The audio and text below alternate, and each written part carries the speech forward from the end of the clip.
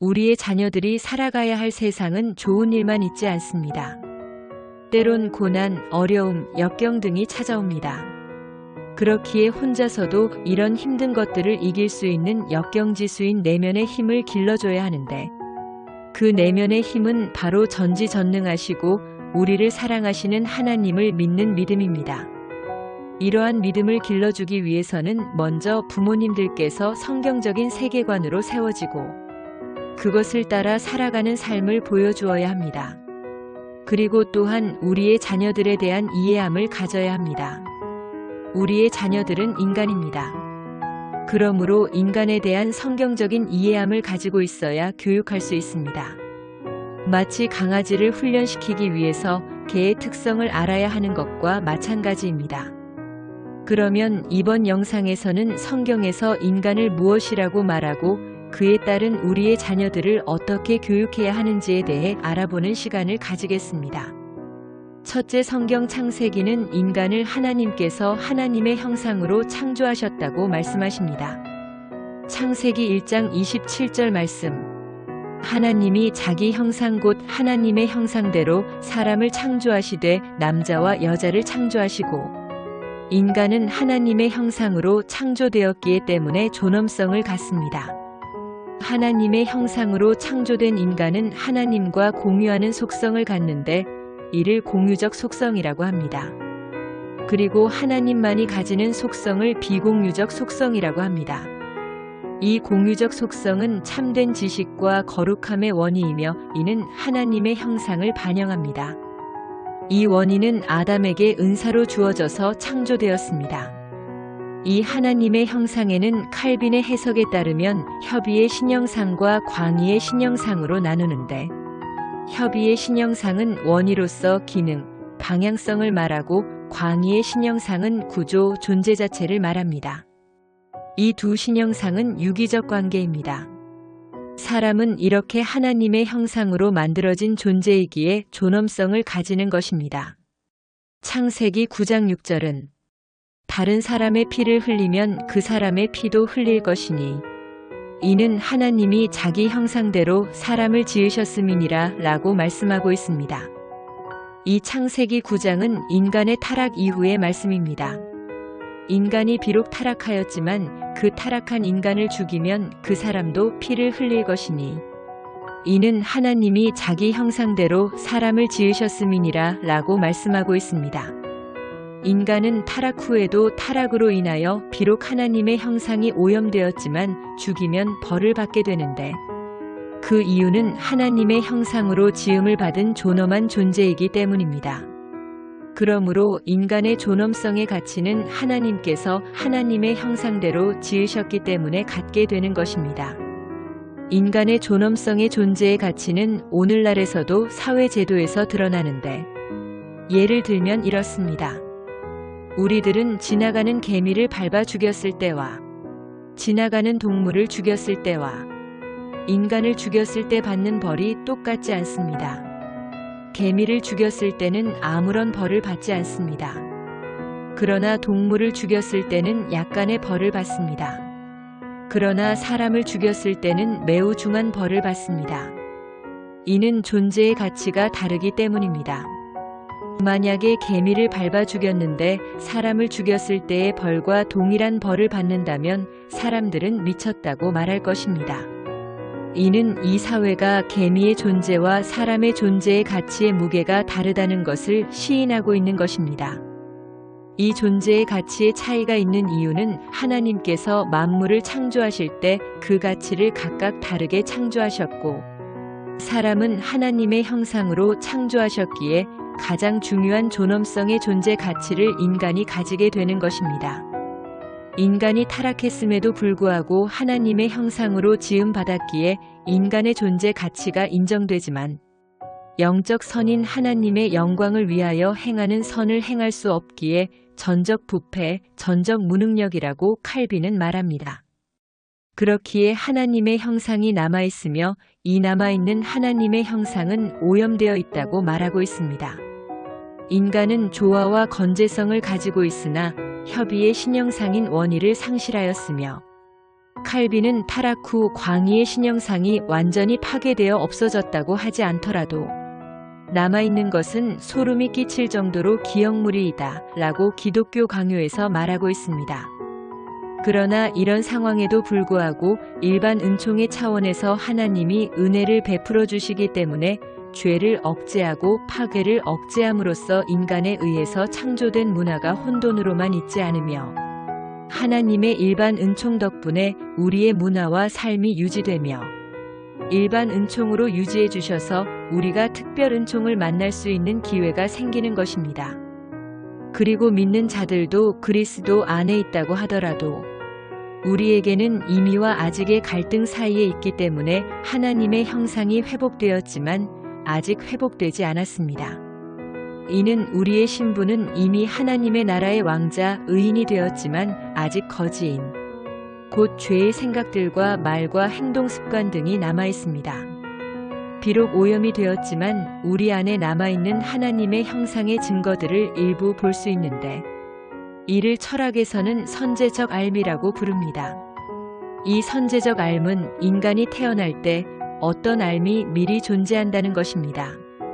이를 선제적 알미라고 하는데 이를 선엄적 알미라고도 하고 이미 알미라고도 부릅니다. 이 선제적 알은 인간의 내면에 존재하기에 교육받지 않은 자들도 음악이나 미술에서 추구하는 아름다움을 감상할 수 있으며 균형이나 조화와 같은 미덕이 우리의 내면에 선엄적으로 주어져 있기 때문에 가치 판단이 가능하다고 주장합니다. 어거스틴도 이러한 것을 그의 고백록에서 언급하고 있습니다. 하오면 이들이 어디서부터 어떻게 내 기억 속으로 들어오게 된 것이니까 나는 그 경위를 알 수 없나이다. 이는 내가 이들에 대한 것을 배워 알게 되었을 때 내가 다른 사람의 심령을 의지한 것이 아니라 나 자신 안에서 그것을 인식하고 옳다 시인한 연후에 이들을 내 기억 속에 잘 간직해 놓았다가 내가 원할 때에 꺼내어 사용한 까닭이라. 그러므로 이들은 내가 이들에 대하여 배우기 이전에도 내 속에 있었던 것인데 단지 그전에는 내가 나의 기억력 속에서 찾아내지 못했을 따름이니이다. 하오면 이들은 본디 어디서 왔나이까?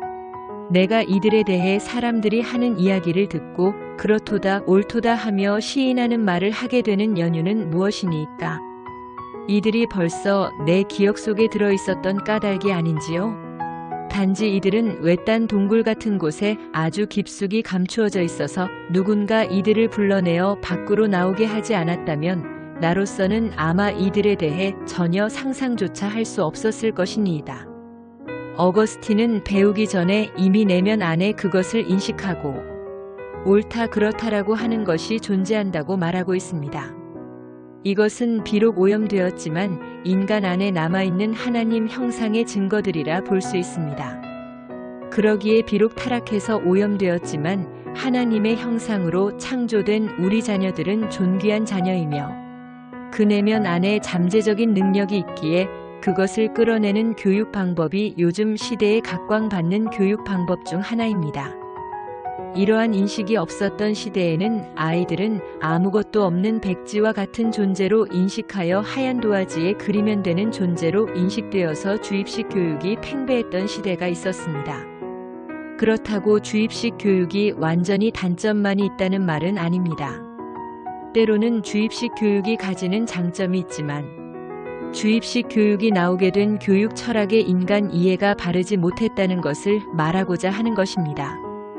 그러므로 우리 자녀들의 내면에 있는 비록 오염되어 있지만 가능성들을 끌어내는 교육을 지향하고 나아가야 하며 그들의 인격을 존중해줘야 하는 것입니다. 그러나 앞에서도 언급했지만 성경은 인간이 타락한 존재라는 것을 말하고 있습니다. 이사야 41장 4절에서 하나님께서 야곱을 부르실 때 버러지 같은 너 야곱아 라고 부르시고 계십니다. 인간은 타락한 존재로서 버러지 같은 존재가 되었습니다. 신약 바울 사도도 자신에 대해서 언급할 때 디모데전서 1장 15절에서 죄인 중에 내가 괴순이라 라고 말씀하고 있습니다. 그렇기에 인간은 하나님의 형상으로 창조된 존엄한 가치가 있는 존재이지만 동시에 인간은 타락한 존재로서 버러지 같은 존재입니다. 그러므로 우리 자녀들을 무조건 잘한다고 다 받아주며 칭찬으로만 교육하면 안 되고, 버러지와 같은 타락한 죄된 부분이 있기에 훈계와 책망으로, 때론 죄성을 좌절시키며 자기 객관화를 가지도록 양육하셔야 할 필요가 있는 것입니다. 잠언 13장 24절은 이렇게 말씀하고 있습니다. 매를 아끼는 자는 그의 자식을 미워함이라, 자식을 사랑하는 자는 근실히 징계하느니라. 요즘 많은 교육학자들은 꽃으로도 때리지 마라 라고 하면서 매의 부정적인 면만을 강조하는데요. 분명히 매는 부정적인 면이 있습니다. 왜냐하면 인간은 부모라 할지라도 타락한 존재이기에 완전한 공의와 정의로 매를 집행할 수 없기에 부정적인 면이 발생할 수 있습니다. 그러나 성경은 매의 긍정적인 면을 도외시하지 않습니다. 어거스틴은 또한 이렇게 말하고 있습니다. 자기 자신을 들여다보지 않고는 마음의 눈을 높여 하나님을 보려 해도 소용없다. 하나님의 보이지 아니하는 것을 볼 수 있으려면 먼저 너의 보이지 아니하는 것을 보는 것이 필요하다. 너를 볼 수 없으면 너를 초월한 그것을 잡을 수 없다. 자기 자신을 발견하는 이성의 영혼은 하나님을 보기 위한 우선적이고 귀중한 거울이다. 비록 하나님의 형상으로 창조되었지만 타락으로 인하여 기괴한 기형물이 된 내면을 살펴서 내면 안의 문제를 다루는 것이 기독교 신앙에서 중요한 문제입니다. 그러나 20세기에 들어와서 복음주의가 유행하면서 한편으로는 오직 믿음으로 구원을 받는다는 교리, 다른 한편으로는 복음으로 인한 은혜와 복이 지나치게 강조되고 외형적인 윤리의 지나친 강조가 대두되면서 내면의 죄의 문제를 다루는 성화의 문제가 상대적으로 약화되었습니다. 믿음과 성령과 은혜 안에서 내면 안의 죄를 죽이고 하나님의 말씀으로 하나님의 형상을 회복하는 성화로는 퇴색하고 세속 사회 속에서 그리스도인이 어떻게 살아가야 하는지를 다루는 기독교 윤리가 전면에 등장했습니다. 내면 안에 타락한 죄를 죽이고 하나님의 말씀으로 하나님의 형상을 회복하지 않고 그리스도인이 어떻게 살아가야 하는지를 다루는 기독교 윤리만 강조하다 보면 우리는 더 이상한 기형적인 그리스도인이 됩니다. 이는 마치 거지에게 선행을 행할 때 그 거지를 불쌍히 여기는 마음이 아니라 타락한 죄된 마음으로 다른 사람에게 자기 자랑을 위해서 윤리적인 선행을 하는 위선적이고 기형적인 그리스도인을 양상하게 되는 것입니다. 구약 성경과 신약 성경이 일관되게 이 내면의 문제인 마음을 중요하게 다루고 있습니다. 잠언 4장 23절은 모든 지킬 만한 것 중에 더욱 내 마음을 지키라 생명의 근원이 이에서 남이니라. 잠언 25장 28절은 자기의 마음을 제어하지 아니하는 자는 성읍이 무너지고 성벽이 없는 것과 같으니라.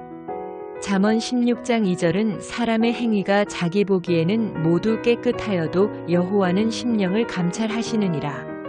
마태복음 5장 3절은 심령이 가난한 자는 복이 있나니 천국이 그들의 것이며 마태복음 5장 8절은 마음이 청결한 자는 복이 있나니 그들이 하나님을 볼 것이며 이렇게 구약 성경이나 신약 성경이 중요하게 다루는 것은 우리의 내면인 마음입니다. 우리의 마음은 타락 이후 오염된 하나님의 형상과 더러운 죄악들로 가득 차 있습니다. 예수님을 믿고 구원받은 그리스도인들도 마찬가지입니다. 예수님을 믿고 신분상은 의인이 되었지만 정직하게 우리의 내면을 들여다보면 오염된 하나님의 형상과 더러운 죄악들로 가득 찬 기괴한 괴물이 우리 안에 있습니다.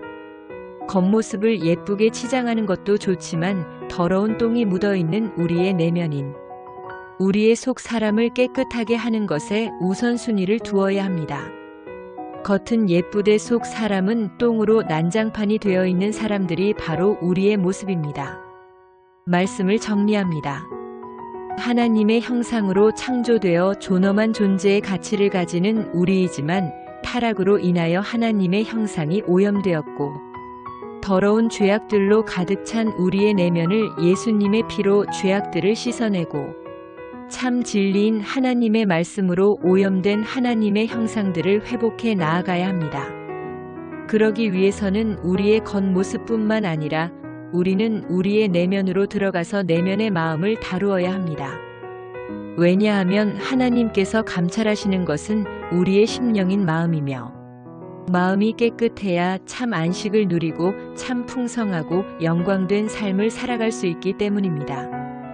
다른 사람들은 우리의 내면을 보지 못하기 때문에 얼마든지 위선적으로 그들에게 행동할 수 있지만 우리의 심령을 감찰하시는 하나님 존전 앞에서는 모든 것들이 밝히 드러날 것입니다. 그러므로 성경이 말하는 우리 인간의 현실을 직시하고 하나님께서 감찰하시는 우리의 내면을 먼저 우선순위를 두고 다루며 교육하는 믿음의 부모님들 다 되시기를 축복합니다.